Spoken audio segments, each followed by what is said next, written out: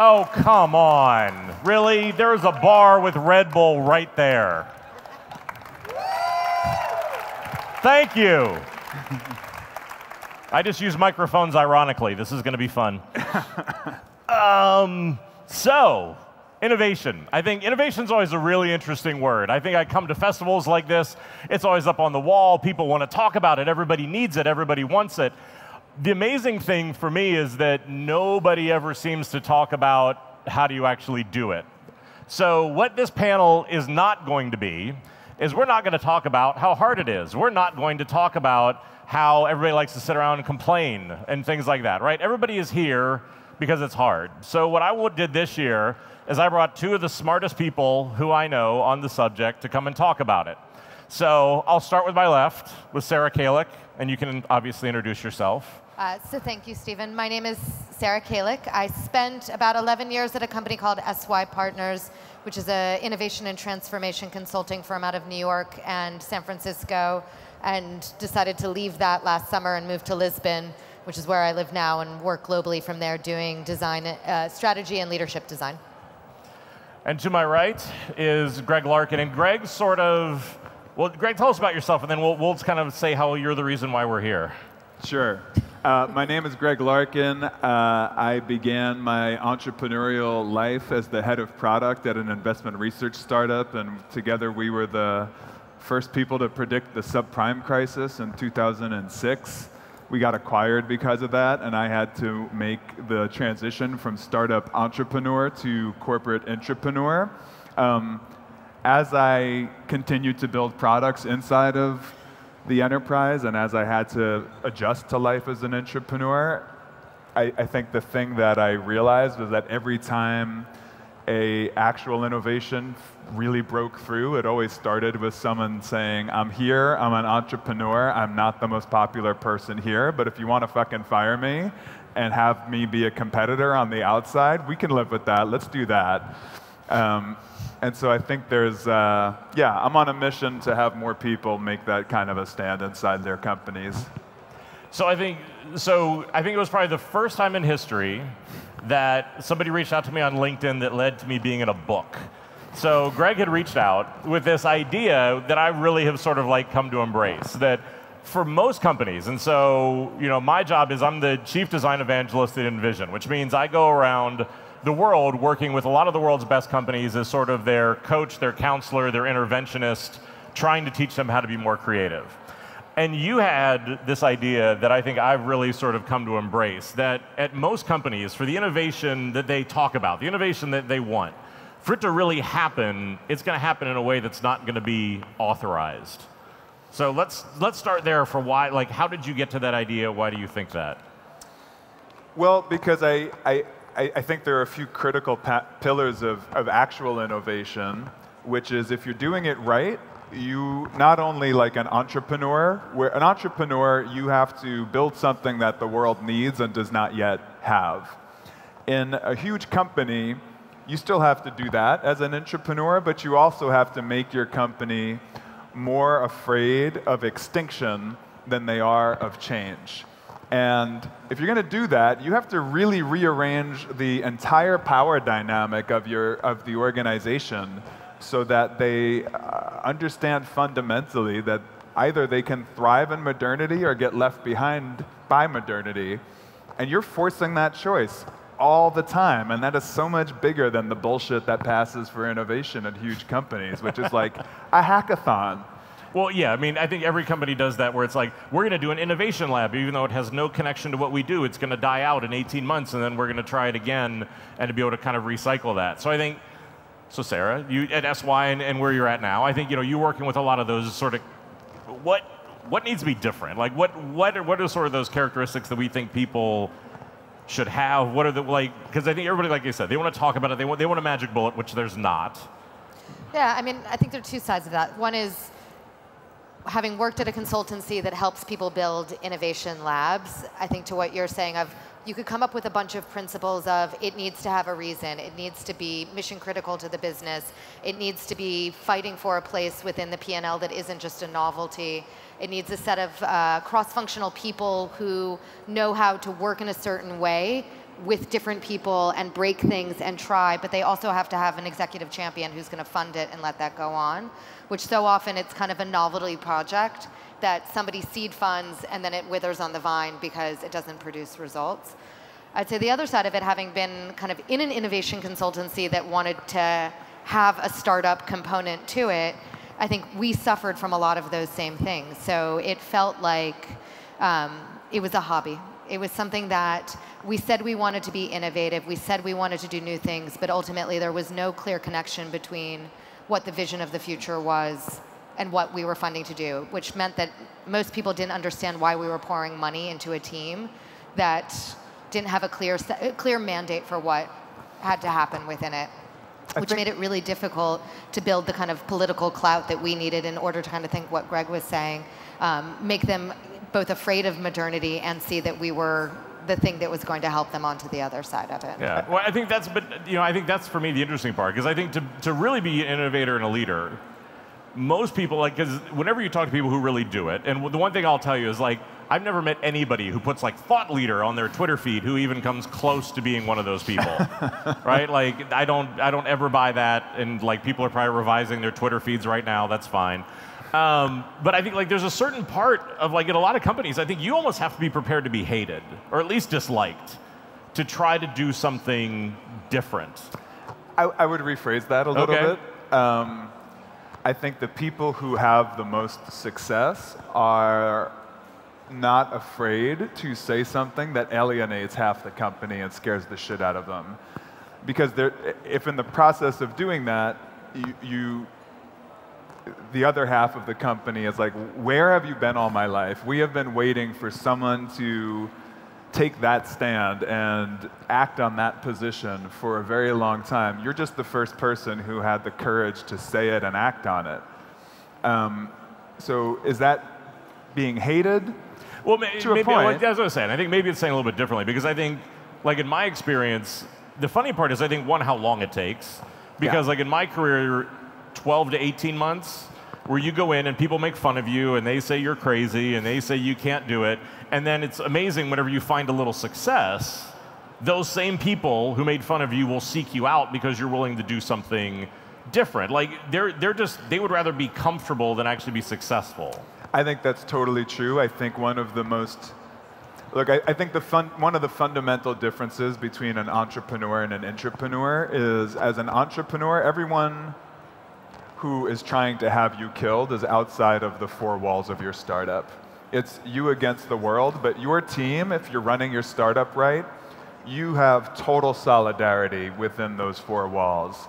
When you're an intrapreneur, the person who thinks you're trying to kill them and feels threatened by you is right down the hall. And they've been going golfing with your CEO since Helmut Kohl was the premier of Germany. And I can't believe I just pulled that out, but I did. And with that dynamic in place inside of the enterprise, I think a fundamental belief that intrapreneurs have to be comfortable with and innovators need to be comfortable with is that opposition is validation. You should be pissing people off. You should be making people uncomfortable. You should be training yourself and learning that if no one is pissed off, you haven't innovated a goddamn thing. And that's a really tough realization to come to, and that's a difficult thing to become comfortable with, that is your day job.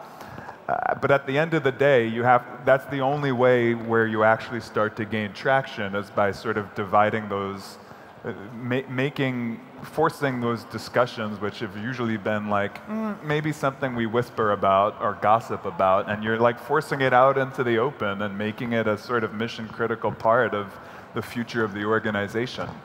It's really hard, but I don't think it happens any other way. But I think about that, and in retrospect, I wish when I was an entrepreneur, we had done some type of pre-mortem at the beginning to say, what's really going to fuck us up on this journey? And recognizing, yes, we want people to be upset, and we want to make people uncomfortable, but things like, my resources aren't my resources. So my team doesn't live within a contained four walls. It lives within a bigger enterprise. So if the bigger parent company wants to keep taking the resources away from me, this isn't going to work. And so being able to call some of that out earlier, I think would have made it a lot more effective for us to be able to get started. I think we might have still had similar results, but could have helped us along that journey. I think some of it may also be just, I think that they're, like, I've been guilty of that too often you make it work. Right, like you know that this is being done for a press release. You know that this isn't going to be real innovation, and you just are kind of like, well, I'll make the best of it, as opposed to that sort of like speaking truth to power of just like going to your CEO and saying, look, if we're just doing this for a press release, then like let's be honest with each other and let's say that. Yep. But if this is going to be a business, what are you willing to risk and to change? Because I think that to your point, I think for so many people, they're more afraid of changing their process than actually having their company being disrupted. 100%. I mean, a huge part of your job, if you're doing this, is you're dismantling someone's fiefdom. And I don't think we can overstate the amount of emotional interconnectedness that people's ego has to that. The number of people, the way in which people keep score in a huge company about what your job title is, how many people report into you.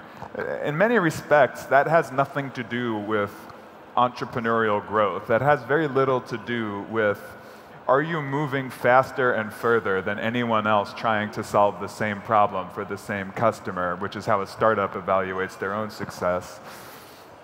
And if you're the entrepreneur, you're saying, you know what, that might be how you get scored, that might be your version of success for me.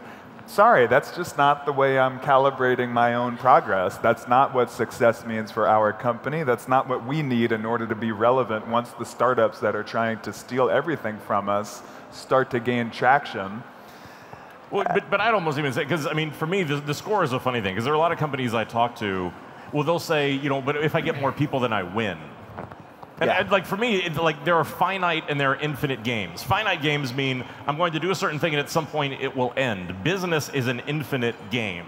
So the idea that somehow I'm going to win is really sort of like an idiotic idea, because business, like at some point, either you succeed and you become the dominant force in the market, you fail and you drop out, but the game keeps going. We predicted the subprime crisis, the biggest financial crisis since the Great Depression. We saw it coming first in 2006. Do you know how many people were on my team? 6.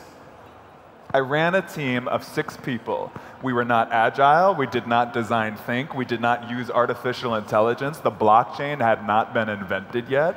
There were 6 of us. Do you know who we were competing against? Deutsche Bank, Goldman Sachs, Morgan Stanley, UBS, Citigroup. Like, literally many hundreds of thousands of people who commanded many billions, maybe trillions of dollars. And that had nothing to do with headcount. That had entirely to do with vision and balls and the willingness to keep moving forward when everyone was like, if you keep moving forward, we're going to have you killed. That's how we came out on the other side. Well, but I think a lot of that is, though, too, the fact of, at the end of the day, it really is about getting the work out the door. At the end of the day, it really is about, because I think for a lot of big companies, what the battles that they want to win are like the internal political battles. Sure. They want to be right. Who's got the most power? Who's got the most headcount? And then you just don't care at all about the customer. So I guess my question for both of you would be, what, everybody's sitting here, everybody's trying to figure out how do they get their startup, how do they do whatever that is. What is that advice? Like, how, what do they take away from what we've done, or what do we do differently that we would say, look, if this was the one piece of advice, the 2 things that we would say to do differently, what would that be? I would say that punks and godfathers is the Uber heading of my advice. I think inside of every gigantic company, there is a dormant secret society of entrepreneurs that hide their entrepreneurial superpowers in order to blend in. And once they find one another, and once there is an executive leader, a godfather, who says, I'm going to fight for you. If you do your best entrepreneurial work here, I will make this the best home for you in the world.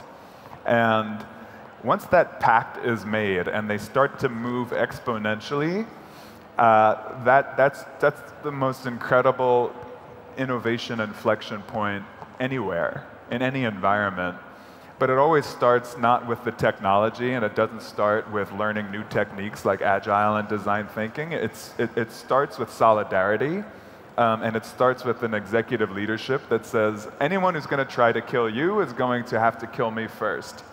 And it also is a commitment by the entrepreneurs, which is, I'm going to treat this as a startup. I'm going to use that air cover to do the best, fastest, most impactful work of my life. Yeah, I think building on that, setting the conditions that you're going to need for that to be true. So if you have the air cover, then going to that person and saying, this is what we need in order to make this thrive. I think back to my experience, and we should have spun out of the company, or at least sat somewhere different than within the mothership. We, we're bloated, eating all the snacks and all of the activities. Everyone felt loyal to the parent company and not to the thing that we were trying to build. My resources could easily be taken off of my team and put onto something else. And I think if we had set some conditions early on to say, this is what's going to take for this to work, I think we would have had a lot better success rate.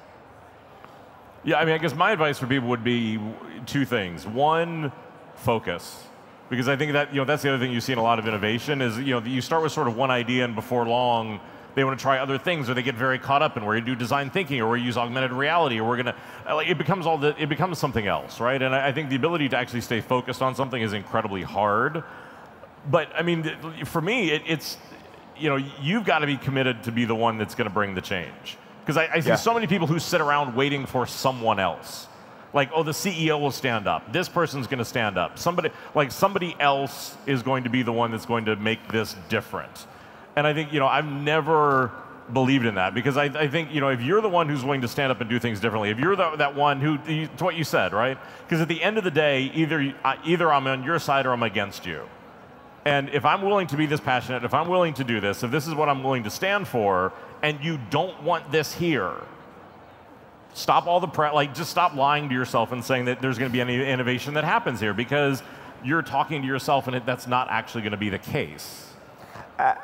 I do think that's a fundamental, it's a really interesting thing you said.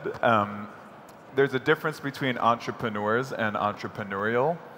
And what I often see happen is that huge companies compare themselves to other companies or themselves a year ago and base their own innovation success based on, are they a little faster than they were a year ago? Are they a little faster than an organization the same size, the same level of slowness?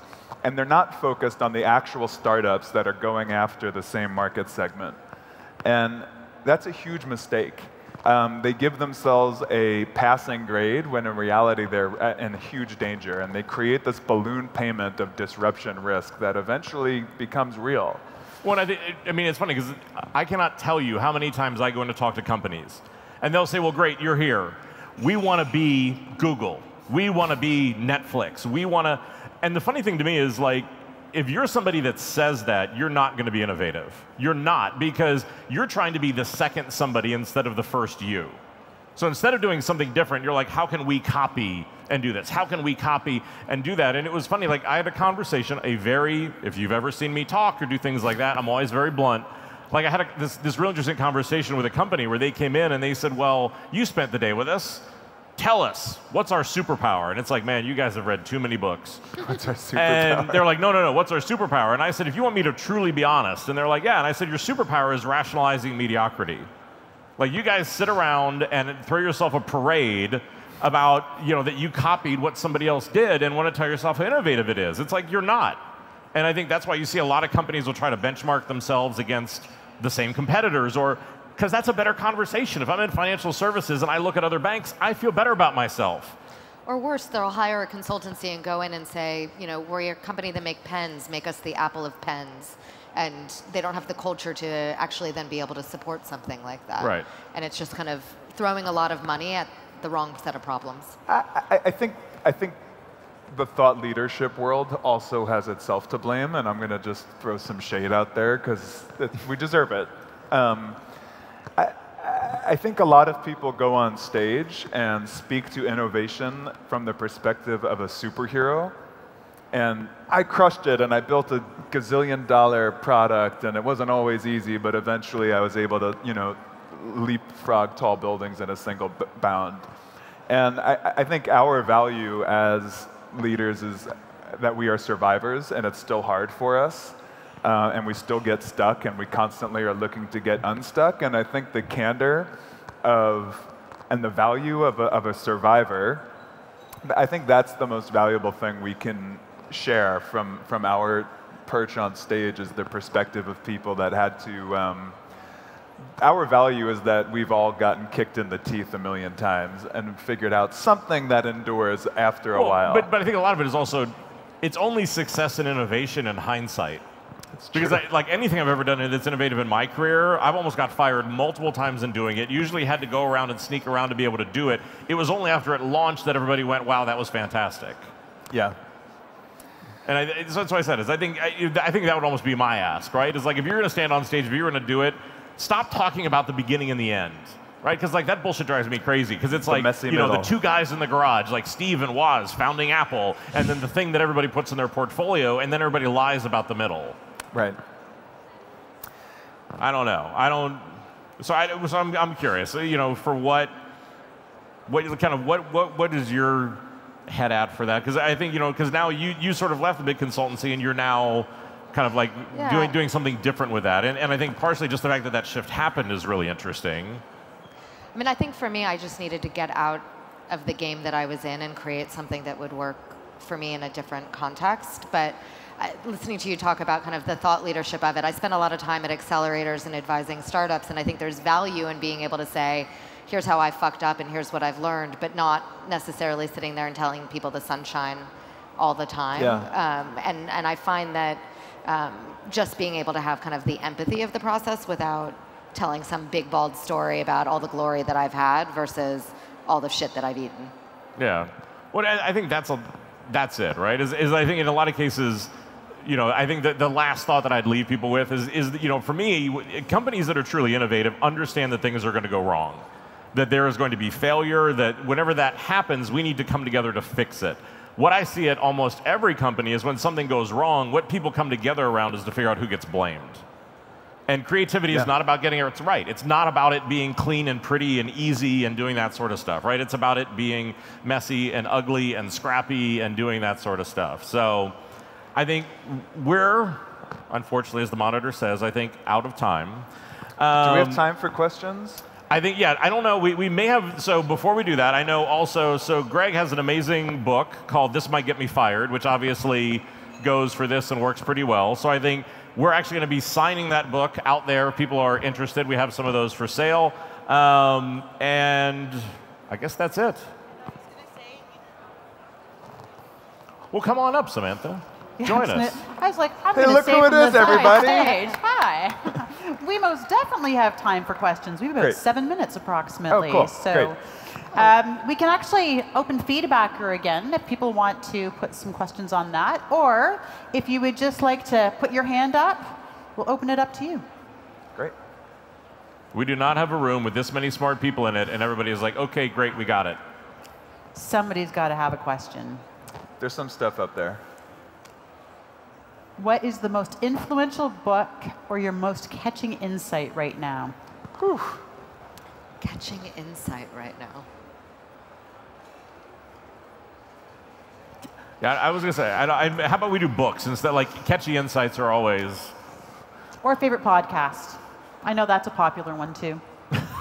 I just love the fight one Stephen Gates. horse-sized duck or 100 duck-sized horses. I've actually been asked that question before. Oof. I'm going to stick with the favorite book. So I have a very counterintuitive answer to that. My favorite book on innovation actually has nothing to do about innovation. It's a book called The Oral History of Punk by Legs McNeil. I believe fundamentally that punk music is innovation. I think you have a bunch of people that just started not really knowing how to play instruments and were able to revolutionize their industry because they simply had the ability to put something that was not fully baked out in the world and put their truest self out there and build a huge multi-billion-dollar industry out of it. So I think if everyone here were to go out and read The Oral History of Punk by Legs McNeil, the world would be a better place. Yeah, I'd probably add on to that, because I mean, I think for me, like, my biggest insight is if you want to bring more creativity to your company, or you actually want to bring innovation, it's a social movement. Yeah. I think, like, stop thinking about it like a process. Stop thinking like we do these 3 things and then we're creative. I think, you know, like, if you look at punk, you look at sports psychology, you look at anything like that, the ability to start a movement that people believe in is kind of much more powerful. Yeah, I hate to say this, I don't read books about innovation. I think it's, on some level, not super useful, though I get that frameworks can be important and do that, but I think more just start making and doing and trying rather than reading more. I meet so many people who are just taking in tons and tons of inputs and not spending enough time trying to do things on their own. So I'd almost avoid that. I mean, I would 100%, because I can tell you, of all the design leaders, creative leaders I work with, the #1 biggest problem is that they think they're not good enough. And that the ability that they keep looking to other people for answers, they keep going, like, the ability to make peace with yourself and to just start. Because look, we're going to write books about creativity and leadership and innovation until the world ends. Because there's not an answer to it. Creativity is not linear. And I think, you know, that way to be able to do that, no, I think you're exactly right. I also think someone said how to stay motivated along the way. I think the thing that intrapreneurs and entrepreneurs don't do enough of is build a community of authenticity and vulnerability. It's fucking hard. Yeah. There's going to be moments where you are like, my ambition is a lot bigger than my aptitude. I bite off more than I can chew. And if you don't have a group of other people that are going through that, and you're able to have honest conversations when you're stuck and need to get unstuck, there's a tendency in entrepreneurial circles to have like a crushing it party where you all hang out and everyone is like, how you doing? Oh, I'm crushing it. My startup's doing awesome. More often than not, that's bullshit. And there has to be a safe space. I would bet actually probably most everybody here is bullshit. Because like I did a design leadership camp not long ago. Got 40 of the world's best design leaders together. By day 2, I got everybody together and said, stop lying to each other.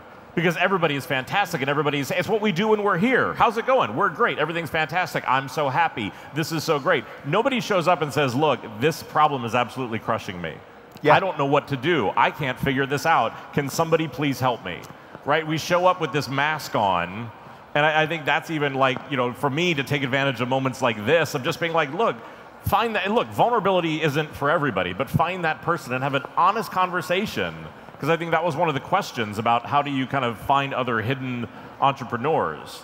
But I think there is that sort of thing whenever you can find those people or somebody who's willing to be honest, like sit down with them and use that as a support system.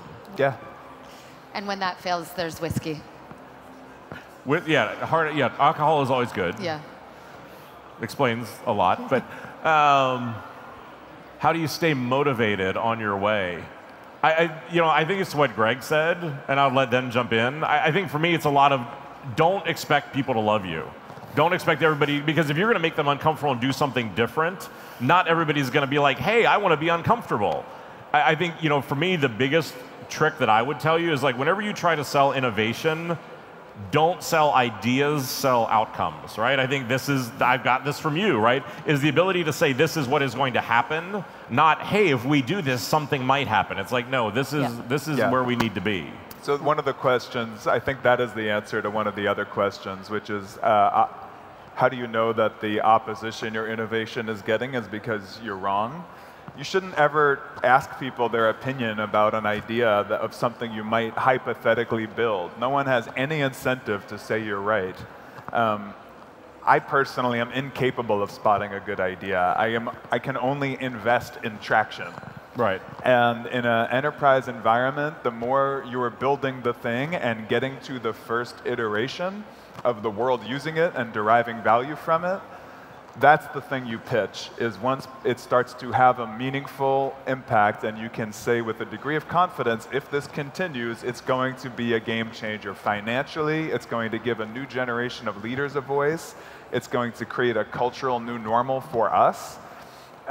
Pitch that. Don't tell them don't show a PowerPoint deck about how you think that might be the thing that ensues later on in the game. I think I'd go back to what is the problem that you're trying to solve and how real is that problem? And I think it's easy to get demotivated when you feel like you're not getting traction with your idea, but if you can go back to your problem, then everything just becomes a learning and a pivot along the way to get to a solution to that problem. And too often I feel like I meet people who are coming up with ideas that have nothing to do with an actual problem that people need to solve, and then it becomes really easy to get demotivated. Nobody liked your idea. Well, you weren't solving anything. Yeah. So I want to thank all three of you, because I thought the conversation was very open, very honest, and I think everything that you talked about around being vulnerable, being authentic, is what you really brought to the stage.